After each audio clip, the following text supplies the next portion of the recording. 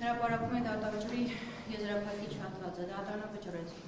Գևորգ Միքայել Աղաշիսի Աջափանյանին մեղավոր ճանաչել Հայաստանության քրեական օրենսգրքի 442-րդ հոդվածի 2-րդ մասով նախտածարարքում եւ որպես պատիժ նշանակել ազատազրկում 2 տարի ժամկետով,